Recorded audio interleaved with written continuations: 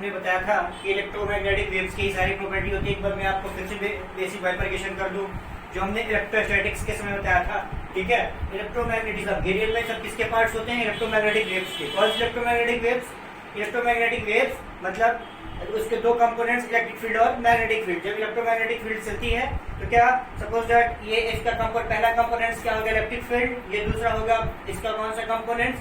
Magnetic field. और waves ऐसे ऐसे चलती रहती है। ठीक है, मतलब ये क्या होगा? इलेक्ट्रिक फील्ड और मैग्नेटिक फील्ड दोनों फील्ड को प्रोपगेट करके आगे निकलती रहती है। सपोज दैट मान लीजिए यहाँ से कोई इलेक्ट्रोमैग्नेटिक वेव्स प्रोड्यूस हुई, वो इस प्रकार आगे चलती जाएगी। Electric field magnetic side, electric field दूसरे साइड मैग्नेटिक फील्ड क्रिएट करते हुए आगे चली जाएगी।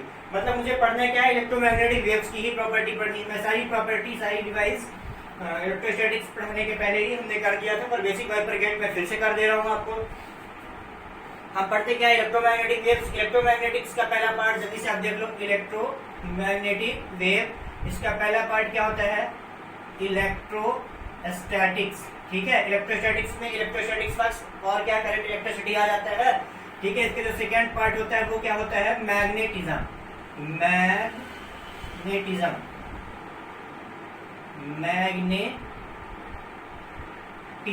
मुझे क्या पढ़ना है? यही मैग्नेटिज्म, इलेक्ट्रोमैग्नेटिज्म मतलब। और तीसरा पार्ट इलेक्ट्रोमैग्नेटिक वेव्स। आपको समझना है इलेक्ट्रोस्टैटिक्स मतलब क्या? व्हेन चार्ज या रेस्ट। क्या? व्हेन चार्ज या रेस्ट। जब चार्ज क्या होता है? स्थिर होता है, किसी रॉड पे होता है, किसी बॉडी पे होता है, मतलब चार्ज क्या हो? स्थिर होता है। हम पढ़ते हैं इलेक्ट्रोस्टैटिक्स। अब हमें क्या पढ़ना है? जब चार्ज एक कांस्टेंट स्पीड से चलने लगे, मतलब क्या? अगर मतलब जो चार्ज होगा वो क्या होगा? जो चार्ज होगा वो कैसा होगा? गतिमान होगा। ठीक है, मतलब चार्ज क्या करेगा? किसी चालक पे चार्ज क्या होगा? कांस्टेंट स्पीड से दौड़ने लगेगा। ठीक है, तब उस कंडीशन में हम क्या पढ़ते हैं? मैग्नेटिज्म।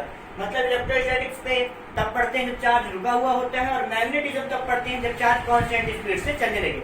मतलब when charge is moving with constant speed, मतलब चार्ज क्या करे? मूव करे कांस्टेंट स्पीड से, तब उस कंडीशंस में हम क्या पढ़ते हैं? इलेक्ट्रोमैग्नेटिज्म। ठीक है, बेसिक प्रॉपर्टी आपको समझ में आ जानी चाहिए। ठीक है, मतलब मैग्नेटिज्म कब पढ़ना है? जब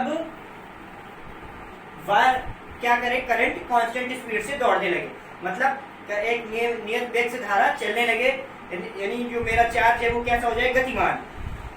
अभी इलेक्ट्रोस्टैटिक्स में हम क्या पढ़ते थे कि जो हमारा चार्ज होता था वो रुका हुआ होता था, मतलब एक फिक्स बॉडी पे होता था, किसी रॉड पे होता था। उस कंडीशन को क्या? इलेक्ट्रोस्टैटिक्स। यहाँ पे क्या करेगा? जो करंट है वो क्या करेगा? जो आवेश है वो क्या करेंगे? आवेश गतिशील होंगे। मतलब आप क्या बोल सकते हैं कि current carrying wire produces magnetic field. Suppose that अब आप देख लें इसको। ठीक है, सर्वप्रथम ऑस्टेन ने प्रयोग किया था, बताया।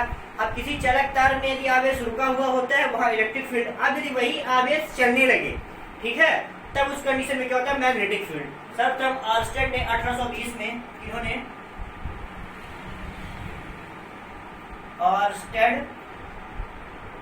साइंटिस्ट है ऑस्टेन ने कब? 1820 में एक्सपेरिमेंट किया। एक्सपेरिमेंट उन्होंने क्या किया कि एक वायर लिया, एक वायर जिसमें उन्होंने करंट फ्लो कराई, धारा उन्होंने प्रोवाइड। अच्छा, विद्युत धारा अदिश राशि है, अदिश राशि वेक्टर और स्केलर, वेक्टर और स्केलर गुड स्केलर। पर इसमें मैग्नीट्यूड डायरेक्शन तो दोनों होता है, फिर क्यों? हाँ, मतलब ये क्या करता है? यदि मैग्नीट्यूड और डायरेक्शन दोनों होता है फिर भी ये वेक्टर अलजेब्रा लॉ फॉलो नहीं करता, तो इसलिए इसको मैं क्या बोलता हूँ? स्केलर। तो ये जो करंट है वो स्केलर क्वांटिटीज है, नॉट वेक्टर। ठीक है, उन्होंने क्या किया? एक करंट कैरिंग वायर लिया, मतलब इसमें धारा प्रवाहित हो रही हो, और उसके नीचे मैग्नेटिक नीडल रखी। मैग्नेटिक नीडल मतलब क्या? चुंबकीय सुई उन्होंने रखी। ठीक है, सपोज दैट ये उन्होंने चुंबकीय सुई रखी, ये एन पोल एस पोल। ठीक है, अब उन्होंने क्या किया कि एक मैग्नेटिक नीडल यहाँ पे रखी हुई थी, चुंबकीय सुई रखी हुई थी। अब इसके ऊपर से उन्होंने एक वायर जिसमें करंट कैरिंग वायर था। करंट कैरिंग वायर से क्या मतलब? उसमें आवेश यानी धारा फ्लो हो रहा था। ठीक है, अच्छा, धारा फ्लो हो रही थी तो उन्होंने क्या किया? जैसे ही इस करंट कैरिंग वायर को इसके संपर्क में लाया, मतलब मैग्नेटिक नीडल के संपर्क में लाया, तो यहाँ पे कुछ न कुछ विक्षेप हो गया। ये जो मेरी मैग्नेटिक नीडल थी वो क्या हुई? विक्षेपित हो गई, मतलब हिल गई। अच्छा, अब ये मैग्नेटिक नीडल कब हिलेगी? थोड़ा सा चुंबक की मैग्नेटिक की प्रॉपर्टी आप सुन लो। मैग्नेटिज्म पढ़ने से पहले मैग्नेट थोड़ा पढ़ना जरूरी है। मैग्नेट क्या होता है? ऐसे खनिज के पदार्थ मैग्नेटाइड जो बहुत लंबे वर्षों तक, हजारों वर्ष तक पृथ्वी में दबे होते हैं और उसमें चुंबकत्व के गुण है। अब चुंबकत्व के गुण आने से क्या मतलब, उसमें मैग्नेटिज्म वाली प्रॉपर्टी है। मैग्नेटिज्म वाली प्रॉपर्टी से क्या मतलब, जल्दी से बेसिक प्रॉपर्टी हम देख लेते हैं। चुंबक क्या करते हैं, चुंबक में कितने पोल होते हैं, 2 ध्रुव होते हैं, 2 पोल होते हैं। क्या उनको कभी अलग करना संभव है, बिल्कुल भी नहीं, दोनों को हम अलग नहीं कर सकते हैं। अगर ये किसी मैग्नेट को मैं स्वतंत्रता पूर्वक लटका हूं तो हमेशा नॉर्थ और साउथ पे ही ठहरता, मतलब उत्तर और दक्षिण दिशा में। क्यों, क्योंकि जो हमारी पृथ्वी है वो भी एक विशाल का चुंबक है, और एक चुंबक दूसरे चुंबक को अट्रैक्टिव करता है। कब अट्रैक्टिव करता है, मान लो एक ये मैग्नेट है, ठीक है, ये इसका नॉर्थ पोल, ये साउथ पोल, ये दूसरा मैग्नेट ये है, इसका ये क्या हो गया नॉर्थ पोल, ये साउथ पोल। ये दोनों मैग्नेट एक दूसरे को क्या करेंगे, दूर भगाएंगे। मतलब सीधा मतलब सजाती ध्रुवों में प्रतिकर्षण, विजातीय ध्रुवों में आकर्षण। अब यही बात यदि मान लीजिए एक मैग्नेट ऐसा रखा है, ये इसका एस पोल हो जाए, इसका नॉर्थ पोल हो जाए, ये दोनों चिपक जाएंगे, जबकि ये इसको दूर भगाएगा। मतलब आपको क्या समझना है, सजाती ध्रुवों में आकर्षण, विजातीय ध्रुवों में प्रतिकर्षण। अब सीधा सा एक और बात कि एक मैग्नेट के फोर्स को फील कौन करेगा, तो दूसरा मैग्नेट, ठीक है। अब मैग्नेटिक फील्ड क्या होता है कि किसी चुंबक के चारों ओर का क्षेत्र जहां तक उसके प्रभाव का अनुभव किया जा सके, कौन करेगा, कोई दूसरा चुंबक, कोई एकांक उत्तरी ध्रुव, उसको हम क्या बोलेंगे, मैग्नेटिक फील्ड। जैसे हमने इलेक्ट्रिक फील्ड में बताया, ठीक है। छोटी छोटी बातें आप जल्दी से देखते चले। विद्युत क्षेत्र में क्या होता था, विद्युत क्षेत्र में होता था कि किसी आवेश के चारों ओर का क्षेत्र जहां तक उसके प्रभाव का अनुभव कोई दूसरा एकांक आवेश करता था, उसको हम विद्युत क्षेत्र। अब चुंबकीय क्षेत्र किसको बोलेंगे हम, मैग्नेटिक फील्ड।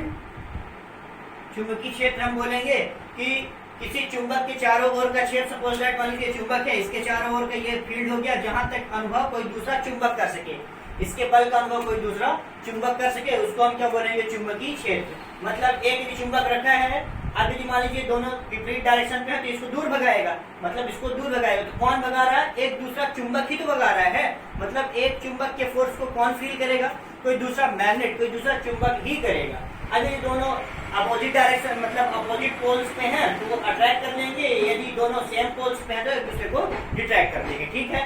मतलब आपको ये समझना है कि एक चुंबक को विक्षेपित कौन करेगा, दूसरा चुंबक ही विक्षेपित करेगा, ठीक। तो उन्होंने क्या किया कि जैसे यहाँ से धारा फ्लो कराई, तो ये मैग्नेटिक नीडल क्या है, विक्षेपित हो गई। तो जब विक्षेपित हो गई तो मतलब सीधा सा मतलब कि कहीं न कहीं इसमें मैग्नेटिक फील्ड तब भी विस्थापित हो पाई।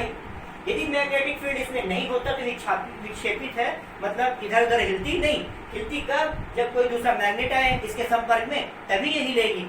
अच्छा, तो जब उन्होंने देखा कि हमने एक करंट कैरिंग वायर लाया, तो ये क्या हो गई, विक्षेपित हो गई। विक्षेपित हो गई मतलब कहीं न कहीं इसमें मैग्नेटिक फील्ड है। तो उन्होंने इससे प्रभावित होकर स्टेटमेंट दिया कि current carrying wire produces magnetic field. मतलब गतिमान आवेश जिसमें धारा प्रवाहित हो रही है, ऐसे चालक तार जिसमें धारा प्रवाहित हो रही है, अर्थात आवेश गतिमान होते हैं, वहां पे चुंबकीय क्षेत्र उत्पन्न होता है। यही क्या है ऑर्स्टेड का एक्सपेरिमेंट, कोई खास बात नहीं है। खास बात है, इंपॉर्टेंट है, बहुत इंपॉर्टेंट, यही सारी चीजों की शुरुआत होती है, पर मतलब टफ नहीं है मेरे कहने का मतलब ये आप समझ लें। उन्होंने क्या किया था, अपने एक्सपेरिमेंट, बड़ा सिंपल एक्सपेरिमेंट है, 1820 में उन्होंने किया था, ऑर्स्टेड साहब ने किया था। क्या एक्सपेरिमेंट किया था कि एक मैग्नेटिक निडल रखी नीचे।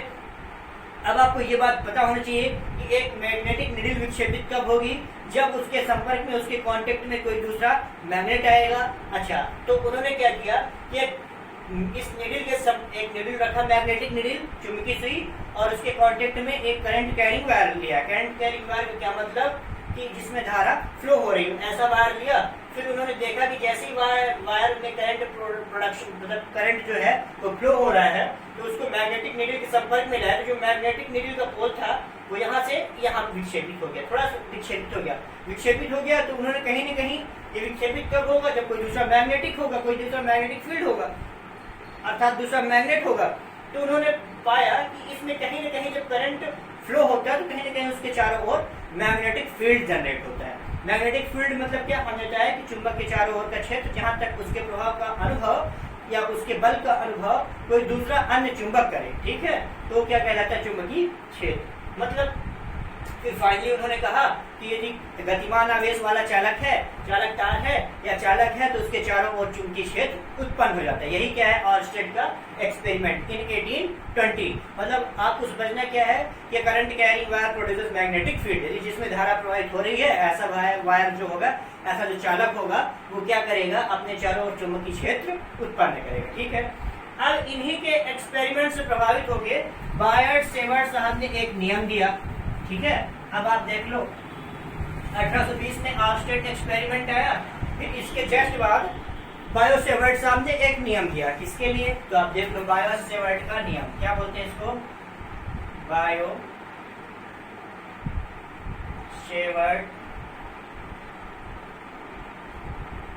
का नियम, बायो-सेवर्ट ला भी आप इसको बोल सकते हैं, बायो-सेवर्ट का नियम, ठीक है।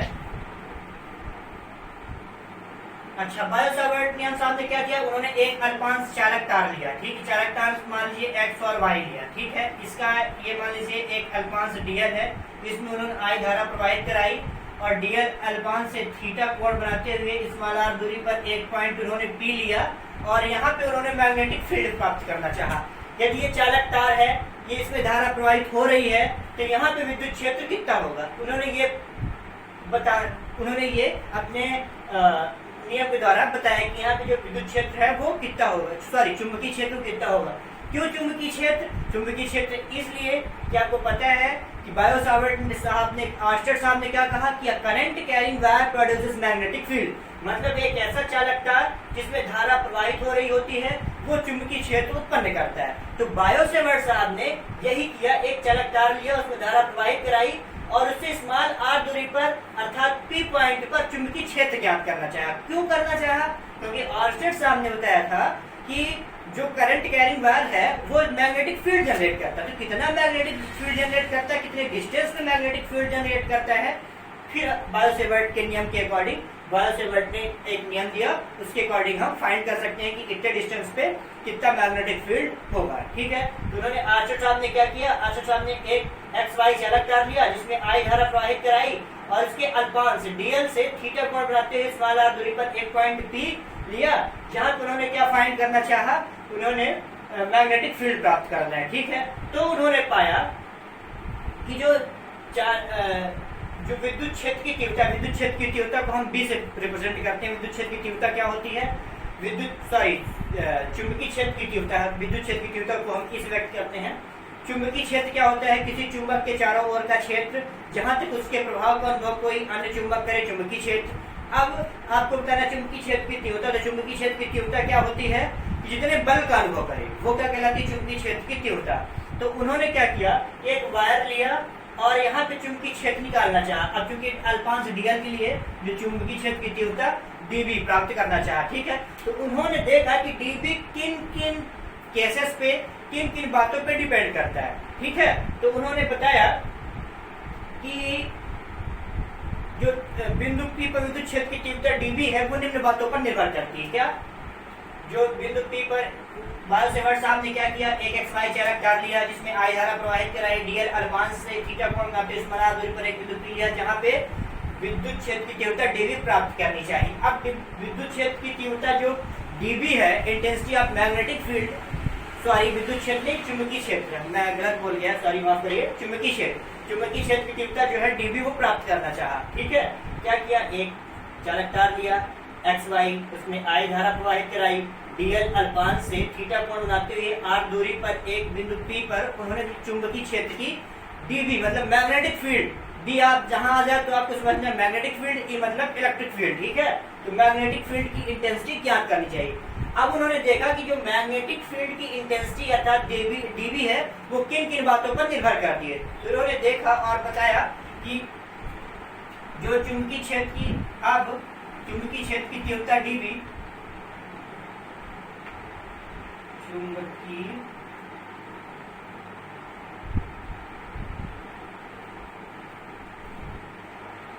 क्षेत्र की तीव्रता डीबी निम्न कारकों पर निर्भर करती है। पहला केस क्या हुआ कि बहने वाली धारा के जो अल्पांश चालक तार में जो धारा बहती है उसके अनुपाती है, मतलब चालक में बहने वाली धारा के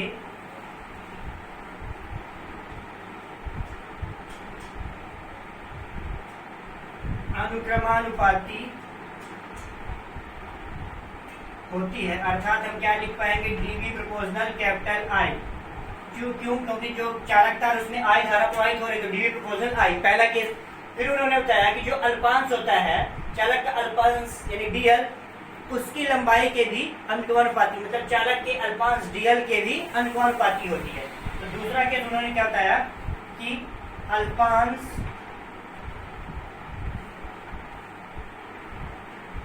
डीएल के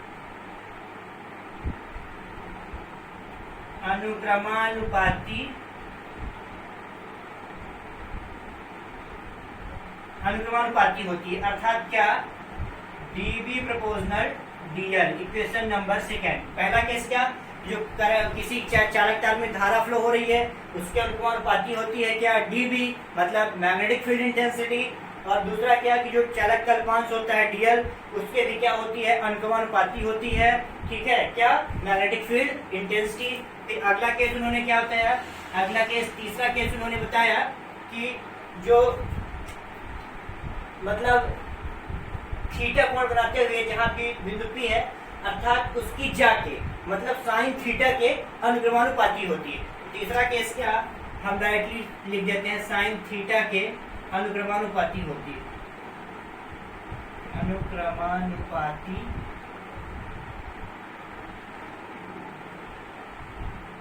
मतलब आपको क्या समझना है कि बी पे हमें फाइंड करना है, तो जो डीएल मतलब चालक तार से थीटा कोण बनाते हुए थीटा कोण के जाके, मतलब थीटा कोण के जाके अनुक्रमानुपाती, तो जब हम कहते हैं साइन थीटा, तो हमने डायरेक्ट यूज कर लिया साइन थीटा के अनुक्रमानुपाती होती है, अर्थात हम क्या लिखेंगे, dB proportional sine theta. Equation number third. तथा चौथा केस उन्होंने बताया कि जो चालक से चुंबकीय क्षेत्र की दूरी होती है उसके वर्ग के व्युत्क्रमानुपाती होती है, मतलब क्या कि दूरी स्मॉल आर के वर्ग के व्युत्क्रमानुपाती होती है, अर्थात हम क्या लिख सकते हैं, dB proportional 1/r²। Equation number 4, वर्ग के व्युत्क्रमानुपाती होती है, मतलब dB proportional 1/r²। Equation number 4 सारे इक्वेशन को मैं मिला के लिखूं, समीकरण 1, 2, 3 और 4 से, तो हम क्या लिख पाएंगे, डीबी सब में है, डीबी तो डीबी कॉमन, तो ये आ गया db I dl sine theta, तो I dl sine theta upon r², तो क्या व्युत्क्रमानुपाती था तो r²। अब प्रोपोर्शनल सॉल्व होता तो आपको पता है कि क्या प्राप्त होता है, डीबी इक्वल टू कोई constant I dl sine theta upon r²। Equation number 5, ठीक है। अब जो यहाँ पे के है वो क्या है, चुंबकीय कांस्टेंट, ठीक है। वायु या निर्वात के लिए क्या है, चुंबकनशीलता, सॉरी माफ करिए, जो के है वो क्या है, कांस्टेंट क्या है, इसका जो मान है वो निम्न कारकों पर, निम्न केसेस, अलग अलग केसों पर डिपेंड करता है। अब यदि के की वैल्यू मैं एसआई सिस्टम पे निकाल दूं, निर्वात के लिए एसआई सिस्टम पे, तो के की वैल्यू कितनी होती है, μ0/4 पाई, μ0/4 पाई, और इसकी वैल्यू होती है 10⁻⁻⁷। μ0/4 पाई की वैल्यू कितनी होती है, 10⁻⁷, ठीक है। तो के एसआई सिस्टम पे मैं निकालूं तो μ0/4 पाई हो जाएगा, मतलब 10⁻⁷ इसकी एग्जैक्ट वैल्यू। तो μ0 क्या है, परमिटिविटी ऑफ फ्री स्पेस, मतलब आपको क्या समझना है, वायु निर्वात की चुंबकनशीलता।